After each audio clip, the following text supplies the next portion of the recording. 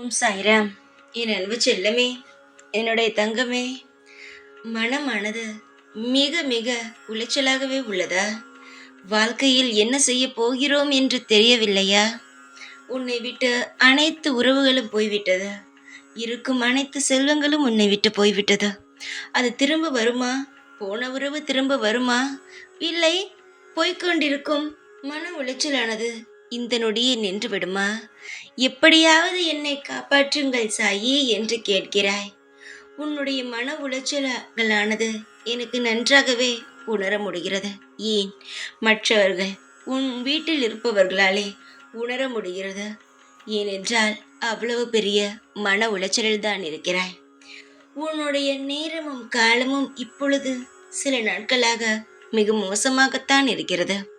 அது உன்னாலேயே உணர முடிகிறது. தங்கமே, கவலை வேண்டாம். நான் எவ்வளவுதான் ஆறுதல் சொன்னாலும் உன் மனமானது அதை ஏற்றுக்கொள்ளும் பக்குவத்தில் இப்பொழுது இல்லை. தினமும் கண்ணீர், எதற்கெடுத்தாலும் சலிப்பு.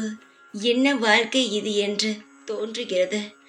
வாழ்க்கையில் நம்மிடம் இருந்த நெருங்கிய உறவே நம்மை தேவையில்லை என்று தூக்கிவிட்டு இன்னொரு நபருடன் போகும் பொழுது நாம் எதற்காக அவரை பற்றி கவலைப்பட வேண்டும்?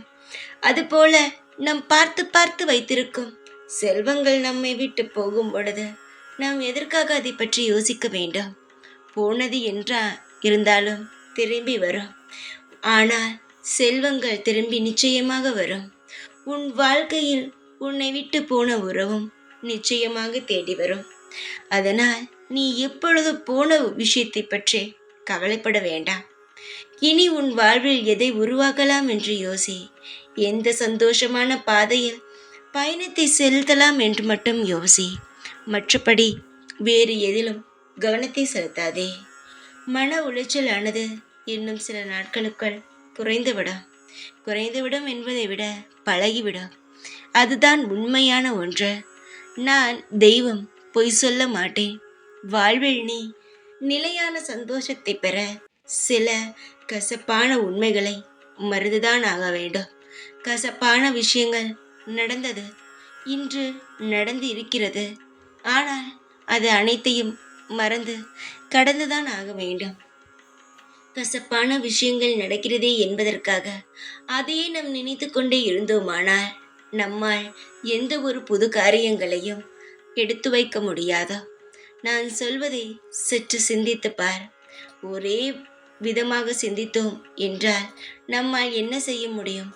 எல்லா முறையிலும் சிந்தித்துதான் ஆக வேண்டும். எல்லா விஷயத்தையும் கடந்துதான் ஆக வேண்டும். நீ கடக்கும் ஒவ்வொரு விஷயத்திலும் என்னுடைய துணையும் என்னுடைய கருணை பார்வையும் இருக்கும். நீ எவ்வளவு போராடினாலும் நான் நிச்சயமாக உன்னை தூக்கி நிறுத்துவேன் என்ற நம்பிக்கைக்கு வா. எந்த ஒரு நிலையிலும் சோர்ந்து விடாதே. உன்னை காக்கும் தைரியமும் உறுதியான நம்பிக்கையும் என்னிடம் உள்ளது. பொறுத்திருந்து அனைத்தையும் ஆள உனக்காகவே நான் இருப்பேன் எப்பொழுதும். ஓம் சாய்ராம்.